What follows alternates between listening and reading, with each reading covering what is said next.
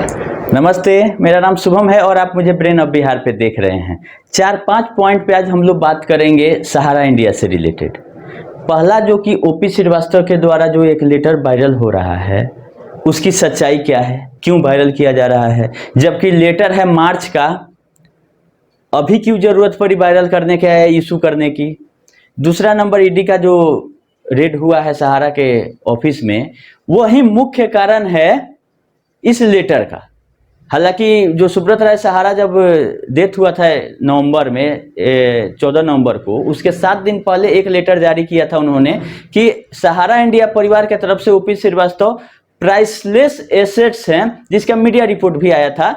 उसी लेटर को काटने के लिए, मतलब उस जवाबदेही को हटाने के लिए ओपी श्रीवास्तव ने कि अभी तक क्यों नहीं वायरल हो रहा था ये लेटर, अभी तक क्यों नहीं वायरल हो रहा था। जब मार्च का लेटर है तो ऐसा तो कोई सहारा का डाटा नहीं है, इंटरनल हो चाहे एक्सटर्नल हो, ऑफिस में आ जाता है और अगले दिन यूट्यूब पे आ जाता है, सोशल मीडिया पे आ जाता है। तो मार्च में क्यों नहीं आया ये लेटर। दूसरा चीज, इस लेटर में कोई संदर्भ नहीं दिया गया है, लेटर नंबर। जैसे सुब्रत राय सहारा वाला लेटर में लेटर नंबर था, डेट था, इसमें उसी लेटर नंबर को रेफरेंस देते हुए छाप दिया गया है। तो ये क्या लेटर और 3 महीना पहले नहीं बनाया जा सकता है। इस लेटर का डेट चेंज करने में क्या जाता है, जब लेटर नंबर कोई नया लेटर नंबर नहीं है ओपी श्रीवास्तव वाले लेटर पे। तो एक तरह से अपना पल्ला ही झाड़ना चाह रहे हैं कि ईडी कहीं पूछताछ के लिए इनको बुला नहीं ले, क्योंकि सुब्रत राय सहारा के बाद ओपी श्रीवास्तव ही सेकंड मैन माने जाते हैं सहारा इंडिया ग्रुप के।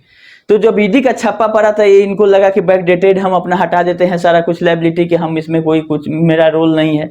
हालांकि अभी भी 7 कंपनियों में डायरेक्टर वो हैं, लेकिन उसमें सोसाइटियों से कोई मतलब नहीं है, जिसमें पब्लिक का पैसा उसे कोई मतलब नहीं है। सहारा लाइफ, सहारा इंडिया फाइनेंशियल कॉर्पोरेशन, सहारा हॉस्पिटलिटी लिमिटेड, जिसमें अभी कुछ दिन पहले ए स्टार एकेडमी खोल के और होटल मैनेजमेंट का पढ़ाई करने के लिए ऐड आया था, जिसमें आप लोग देखे थे, रोमी दत्त उसके मैनेजिंग डायरेक्टर दिखाया जा रहा है, एग्जीक्यूटिव डायरेक्टर। उसमें बोर्ड ऑफ डायरेक्टर में ओपी श्रीवास्तव का नाम है। तो वैसे ही 7 कंपनियों में अभी भी डायरेक्टरशिप में है ओपी श्रीवास्तव। तो वहां से क्यों नहीं रिजाइन कर रहे हैं जब सहारा ग्रुप से कोई मतलब नहीं है। तो जहां लायबिलिटी देनदारी है, जहां लग रहा है कि शिकंजा कस जाएगा, वहां पे अगर लेटर से कुछ भी हर एक चीज जारी करके पीछा छोड़ाना चाहते हैं कि कहीं ना कहीं सुब्रत राय वाला लेटर का रेफरेंस देते हुए ईडी इनको नहीं बुला ले कि सारी जिम्मेदारी आपको दी गई है, आइए अब जवाब दीजिए। तो ईडी के छापा पड़ने के बाद ये सोचे कि एक हम अपना भी लेटर जारी करके अपना पीछा छुड़ाने का प्रयास करते हैं। खैर, ईडी अगर लिंक कहीं ना कहीं से निकालेगी तो जरूर निकल जाएगा इन पे, और ईडी ऐसी चीज है कि वो कहीं ना कहीं से उगलवा लेगी कि कौन जिम्मेदार व्यक्ति है। तो ये रहा बात ये इस लेटर की, क्योंकि सहारा इंडिया परिवार के लेटर हेड पे अगर कोई चीज इशू होता है तो ऐसे भी उस पे पैन नंबर, सीन नंबर नहीं है तो कहीं किसी का कोई मतलब नहीं है कि सहारा इंडिया परिवार नाम से कोई भी रजिस्ट्रेशन अलग एंटिटी के रूप में नहीं है। एक भेग तरीके से एक लेटर जारी होता है परिवार के लेटर हेड पे। अगर किसी सोसाइटी का जारी होगा तो सोसाइटी का उसका रजिस्ट्रेशन नंबर रहेगा, क्रेडिट का रहेगा, हमारा इंडिया का रहेगा, क्यूसॉप का होगा तो क्यूसॉप का लेटर हेड यूज होगा। लेकिन सहारा इंडिया परिवार एक तरह से जाल बुनने के लिए बनाया गया था कि लोग समझ जाएं कि सब कुछ सही हो रहा है। लेकिन सहारा इंडिया परिवार का लेटर पे देखिएगा ना रजिस्टर्ड ऑफिस रहता है क्या, कमांड ऑफिस। तो सहारा इंडिया परिवार अगर कहीं रजिस्टर्ड ही नहीं है तो उसका रजिस्टर्ड ऑफिस आएगा कहां से, तो लिखा रहेगा कमांड ऑफिस। और सुब्रत राय सहारा के उस लेटर से भी लायबिलिटी शिफ्ट नहीं होती है ओपी श्रीवास्तव पर। लेकिन ये तो खूब पूरा मूर्खदानी का टीम ही है, तो अपना पल्ला झाड़ने के लिए जैसे वो लेटर जारी किया वैसे ये भी एक लेटर जारी कर दिया, उस पे वो लेटर नंबर दे के इशू कर रहे हैं, ये बिना लेटर नंबर का इशू कर दिया। तो अपना जोरी लोग का लगा हुआ है, वो लायबिलिटी इधर फेंक रहे हैं, ये लायबिलिटी उधर फेंक रहे हैं, लेकिन लोगों का पैसा कैसे मिलेगा ये कोई नहीं बता रहा है। अब ईडी का छापा पड़ने से क्या फर्क पड़ता है, पोर्टल में कोई सुधार नहीं है और पोर्टल का 6 महीना का टाइम लिया हुआ है, मार्च तक, दिसंबर तक। तो दिसंबर तक क्या उम्मीद है कि पैसा मिलेगा। इसी बीच में सितंबर में सुप्रीम कोर्ट में सुनवाई है, और सुनवाई के पहले एक जो सेबी ने बड़ी कार्रवाई की है उस पर भी हम डिस्कस करने वाले हैं। यही मेरा तीसरा पॉइंट था, सेबी। उसके बाद आ जाएंगे पोर्टल पे। पोर्टल काम 2 आरटीआई मेरा पेंडिंग है, और आज रात 10 बजे से, मतलब संडे के हर एक संडे को 10 बजे रात में एक लाइव प्रोग्राम हम करेंगे 1 घंटे का, जिसमें आप लोग भी जुड़ सकते हैं, अपना सवाल दे सकते हैं और कुछ नए चीजों पे हम लोग बात करेंगे कि आगे क्या किया जा सकता है रोजगार के लिए, क्योंकि बेरोजगारी तो बढ़ी है। लोग जो कमा खा रहे थे सहारा से, वो उनके कमाई पर आपका रोक लग गया है, और रोक इसलिए लगा है कि सहारा ने धोखा दे दिया है, और कोई बात नहीं है। कोई ना सेबी का गलती है, ना सुप्रीम कोर्ट का, किसी का गलती नहीं है। सहारा का इंटेंशन का गलती है। सहारा का इंटेंशन ठीक नहीं था, सिस्टम नहीं ठीक था, जैसे तैसे चलाते आ रही थी और ये सोच रही थी कि हम ऐसे ही इसकी टोपी उसके सर चलते रहेंगे, लेकिन इसका अंत होना था और हो गया। और अब बात आ जाती है जो सेबी की कार्रवाई है, इससे ये पता चल रहा है कि लोगों का भुगतान देने की दिशा में सरकार कम आगे बढ़ रही है और अपना पैसा रिकवरी में ज्यादा आगे बढ़ रही है। कैसे? क्योंकि एक सहारा इंडिया कमर्शियल का मामला था जो 14,106 करोड़ का लायबिलिटी था। सेम वही केस था जो सहारा रियल एस्टेट हाउसिंग का था। रियल एस्टेट का 17,000 करोड़, हाउसिंग इन्वेस्टमेंट का 5-6 हजार करोड़, और सहारा इंडिया कमर्शियल कॉर्पोरेशन में 1998 से लेकर 2009 तक का जो पैसा उठाया गया था, तभी से केस चल रहा है कि ये भी आप बिना सेबी के परमिशन से उठाए थे। तो 14,106 करोड़ का केस चला आ रहा है 2009 से, और सब रियल एस्टेट हाउसिंग के जांच के बाद। और सेम वही प्रोसेस है कि 15% ब्याज के साथ वापस करने का आदेश दी थी सेबी, और वापस करके प्रूफ देने की बात थी, नहीं दे पाई, जिसके चलते सेबी ने टोटल पैसा डिमांड कर दिया कि 15% ब्याज के साथ आप हमारे पास सारा पैसा लेके आइए, क्योंकि ये बोलती है कि हम पेमेंट कर दिया, पेमेंट जो की उसका प्रूफ नहीं दे पाती है, तो वो बोलती है कि आपको अकाउंट पे ही चेक से करना है। अब लोग बोलेंगे उस समय लोगों का खाता नहीं था। खाता नहीं था तो इतना बड़ा कैश हैंडलिंग कैसे हुआ, सुप्रीम कोर्ट पूछा। तो हर एक जगह ये केस हार चुकी है। अब इसका जो हाउस कमर्शियल का केस है वो सिक्योरिटीज अपीलेट ट्रिब्यूनल में अपील चल रहा है, लेकिन अपील में स्टे नहीं लगा हुआ था अटैचमेंट पर, क्योंकि जब सेबी ने आदेश दिया था 14,000 करोड़ रिकवरी का, तो अटैच कर लिया था अकाउंट 2021 में ही। तो अटैचमेंट के बाद जो ये 2 जुलाई को लेटर इशू हुआ है, ये आरटीजीएस करने के लिए बोला गया है, रिकवरी करने का। अटैचमेंट से अगला प्रोसेस होता है रिकवरी। तो जो अकाउंट में इनके बैलेंस है म्यूचुअल फंड में, चाहे बैंक अकाउंट में, ये सहारा इंडिया कमर्शियल के और ओपी श्रीवास्तव और सुब्रत राय समेत 5 डायरेक्टरों का, इनके अकाउंट से मेल भी चला जाएगा कि इमीडिएटली ये आदेश दिया है सेबी ने कि जितना खाता में पैसा है रिकवरी अकाउंट में इसमें डाल दीजिए। सेबी के सहारा सेबी अकाउंट में नहीं, रिकवरी अकाउंट ऑफ सेबी, मतलब सेबी का रिकवरी हो गया और सरकार के खाते में चला गया पैसा। और 14,085 करोड़ अभी ड्यूज है। 14,106 करोड़ का मामला था जिसमें 20-21 करोड़ जमा हो चुका होगा, तो अभी नेट ड्यूज है 14,086 करोड़ प्लस इसका इंटरेस्ट 2009 से। इंटरेस्ट पेनाल्टी अलग है। तो हमारा जो अनुमान है कि ये टोटली व्यवस्था बनाया जा रहा है कि जो सहारा सेबी में पैसा पड़ा हुआ है वो पैसा सीधे सीधे सेबी के रिकवरी अकाउंट में आ जाए, और जिसमें एक आईए भी फाइल है सिक्योरिटीज अपीलेट ट्रिब्यूनल का, जो इंटरनल इंटरिम ऑर्डर हुआ था 2021 में, उसके अगेंस्ट में सेबी गई हुई है सुप्रीम कोर्ट। वो भी केस सहारा सेबी वाले मुख्य विवाद में टैग है। तो अगर रियल एस्टेट हाउसिंग का मैटर सॉल्व भी हो जाता है, सेबी बोल देती है कि ठीक है अपना पैसा ले लीजिए, तो फिर हाउसिंग वाले मैटर में 14,000 प्लस इसका इंटरेस्ट 25,000 से ऊपर हो जाएगा। तो टोटल पैसा रिकवरी अकाउंट में चला जाएगा, जो कि सेबी को दिख रहा है कि सीधे सीधे जो बैंक अकाउंट से जितना आ रहा है आ जाए, नहीं आएगा तो हम क्लेम पेश कर देंगे सेबी सुप्रीम कोर्ट में। और ये भी 25,000 करोड़ का जो कि रखा पैसा है सीधे सीधी मिल जाएगा, क्योंकि पोर्टल का जो 5,000 दे के व्यवस्था बनाया गया उसमें भी सहारा के सहयोग नहीं करने से लोगों का पैसा नहीं मिल रहा है, डाटा ही नहीं दे रही है। सारा डिफिशियंसी आ गया कि आपका गलत बॉन्ड है। तो गलत बॉन्ड है तो ईडी जांच कर रही है, जांच कर ले कि कितने लोगों का मैच्योरिटी पूरा हो गया जिसका भुगतान सहारा नहीं कर रही है। ये तो बात अब क्लियर हो गया है कि मैच्योरिटी पूरने के बाद भी सहारा भुगतान नहीं कर रही थी, जिसके चलते ईडी का छापा पड़ा है। तो अब जो पोर्टल पे ये सब आ रहा है डिफिशियंसी कि आपका मैच्योरिटी नहीं पूरा हुआ, डेथ क्लेम का कुछ नहीं कर रहे हैं, मल्टीपल मेंबरशिप है, ये सबको तो हटा देना चाहिए कि जब सोसाइटी ही खत्म है, ईडी सीधे बोल रही है कि मैच्योरिटी पूरने के बाद भी भुगतान नहीं कर रही है, तो हम मैच्योरिटी दिन के डेट का इंतजार क्यों करें। अभी तो तीनों नहीं, चारों सोसाइटियों को एक जगह करके और जितना पैसा उठा लिए हैं, और मैच्योरिटी पूरे नहीं पूरे, मल्टीपल मेंबरशिप हो नहीं हो, सबका भुगतान देने का रास्ता निकालना चाहिए। लेकिन ऐसा नहीं हो रहा है। हो क्या रहा है, सेबी अपना रिकवरी कर रही है, एलडीए अपना जमीन कब्जा रहा है लखनऊ में, ईडी छापा मार के कैश लेके जा रही है, इससे पब्लिक के अकाउंट में अभी 1 रुपया भी नहीं आ रहा है। हाँ, इस पे कार्रवाई की जरूरत थी, जिसका डिमांड हम लोग मांग कर रहे थे, तो वो जरूरत थी, वो एकदम होना चाहिए और कड़ी से कड़ी इन लोगों को सजा मिलनी चाहिए, जितना इन लोग एजेंट और जमाकर्ताओं को परेशान किया है। और लमसम 1 लाख करोड़ पूरे इंडिया का प्रिंसिपल अमाउंट फंसा हुआ है, विथ इंटरेस्ट 2 लाख करोड़ से ज्यादा होगा। लेकिन अब जांच एसएफआई 3 साल से कर रही है।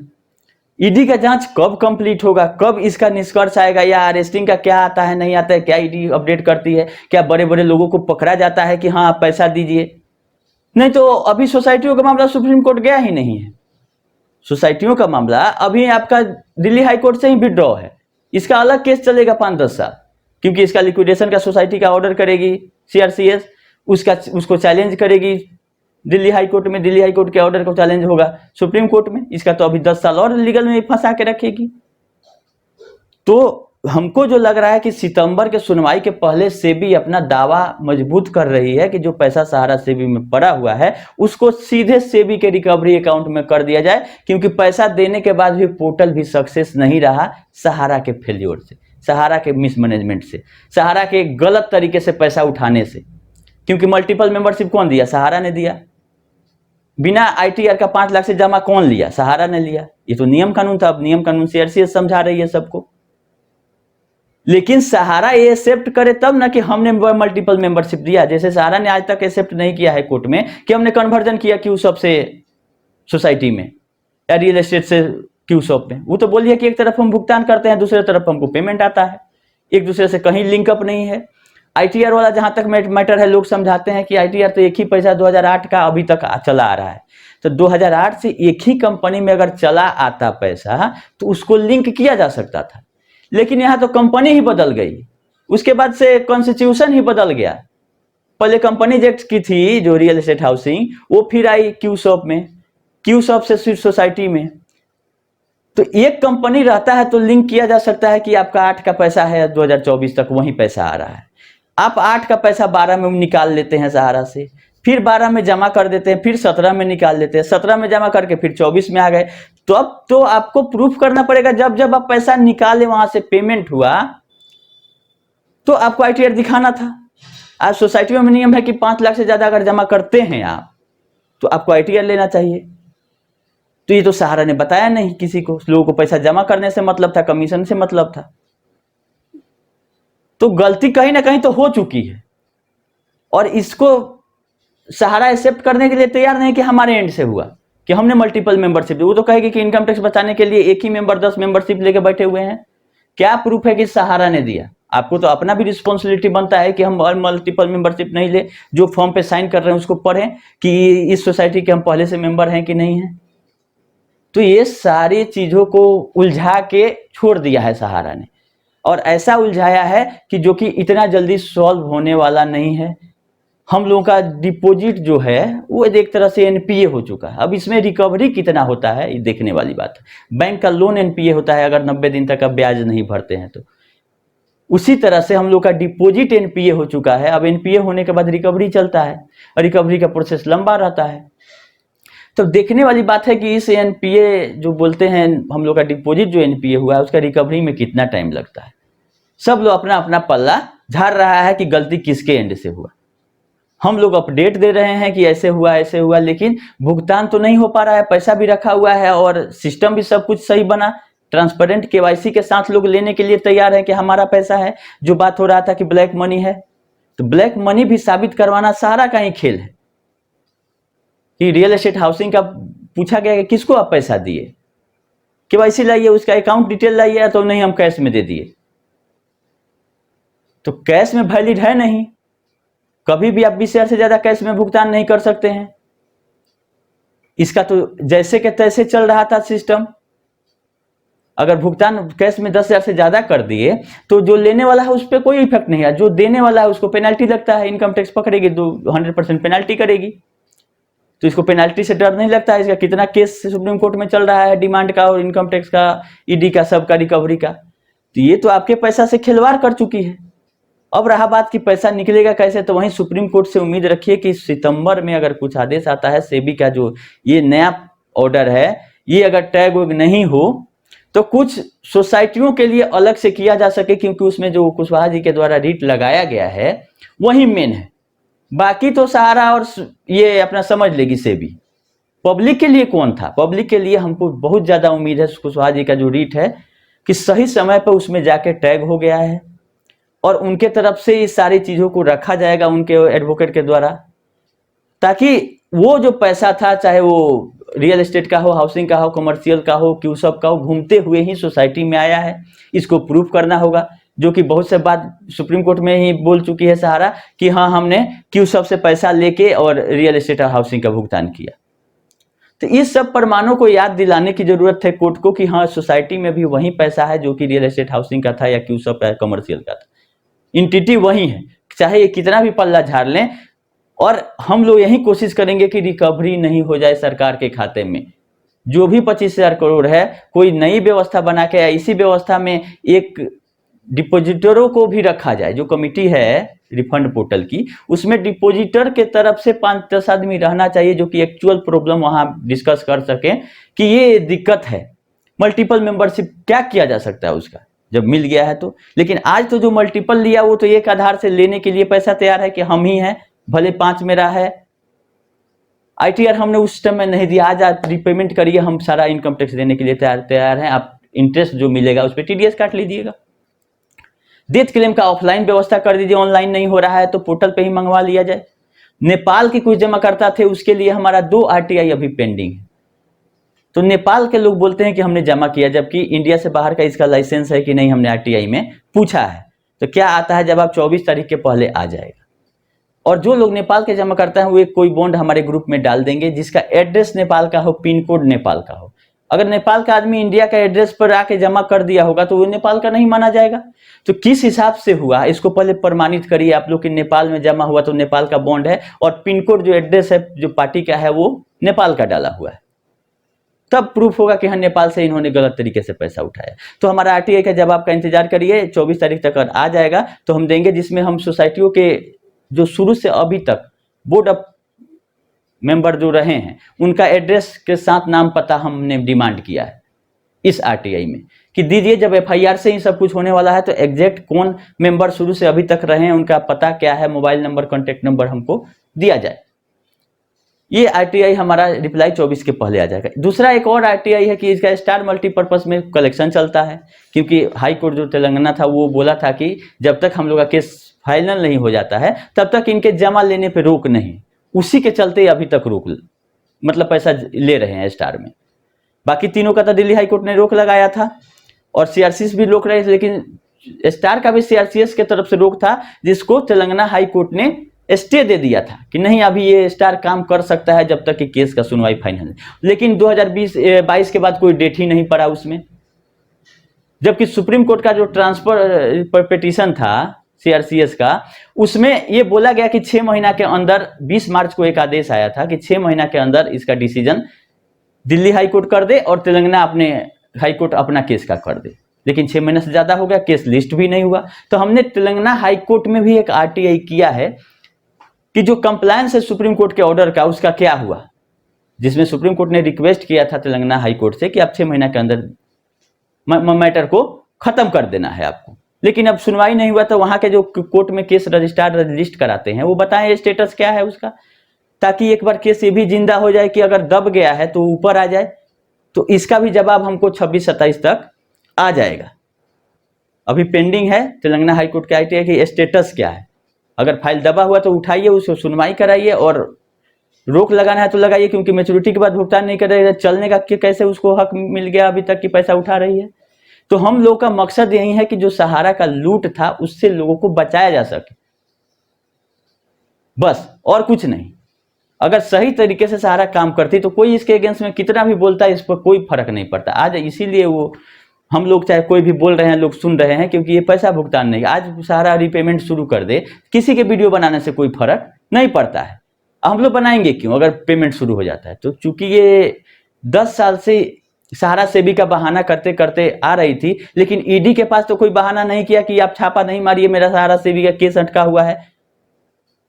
तो उपाय कर देती ईडी इसका, तो ईडी ने छापा मारा तो वहां कहीं जिक्र नहीं कोई किया इसके तरफ से कि सेबी के तरफ से मेरा सुप्रीम कोर्ट में केस पेंडिंग है और ईडी छापा मार रही है।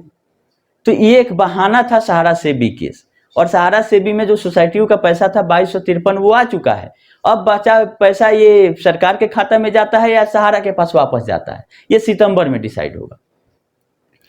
खैर जैसा होगा कोर्ट का अपडेट तो हम लोग देते रहेंगे, लेकिन हम लोग अब आगे चलते हैं कि लाइव हम संडे को करेंगे, हर एक संडे को रात्रि 10 बजे, जिसमें आप लोग भी जुड़ के अपना सवाल उठा सकते हैं, जिसमें हम लोग अब नए चीजों पे बात करेंगे कि सहारा का जो होना था वो हो गया, अब रिकवरी से जो प्रोसीडिंग आएगा वो कितना % मिल पाता है देखने वाले पे, क्योंकि आगे चलने का दूर दूर तक कहीं उम्मीद नहीं है, क्योंकि आगे ये तभी चलेगी कि जब पिछला भुगतान होगा तभी कोई काम करेगा, और जब बिना पिछला भुगतान का अगर कोई काम कर रहा है तो मूर्खदानी है।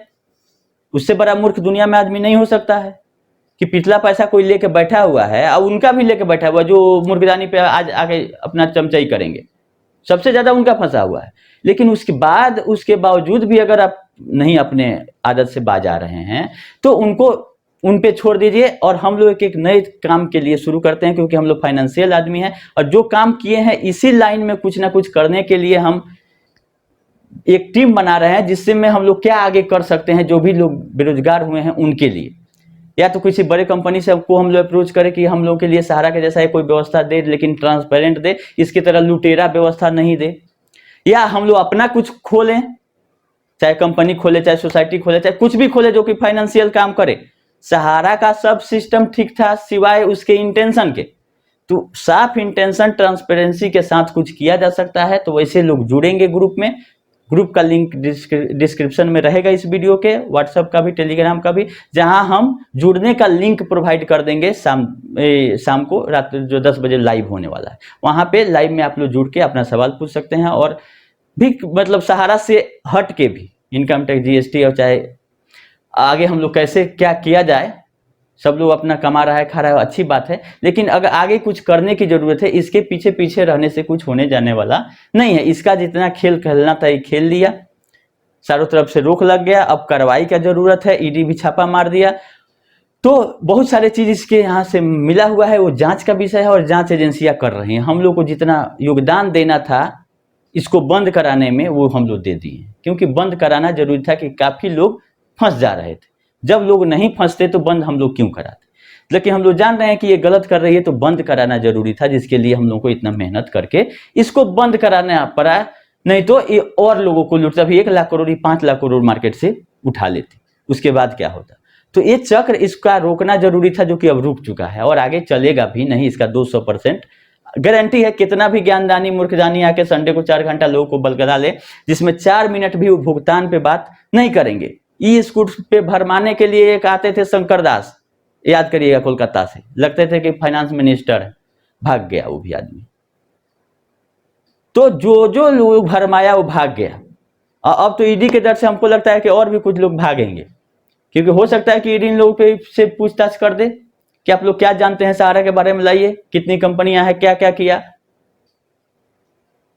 खैर जो अपडेट रहेगा वो तो हम देते ही रहेंगे। अभी आज से लाइव में आप लोग कोशिश करिएगा जुड़ने के लिए, 10 बजे रात में, हर एक संडे को केवल होगा 1 घंटे के लिए। कोशिश रहेगी कि आप लोगों का प्रॉब्लम कुछ सॉल्व किया जाए, कुछ हमारे पास जानकारी है या जिनके पास कुछ जानकारी है वो वहां जुड़ के अपना मेरे चैनल पे दे सकते हैं। अभी के लिए इतना ही, धन्यवाद।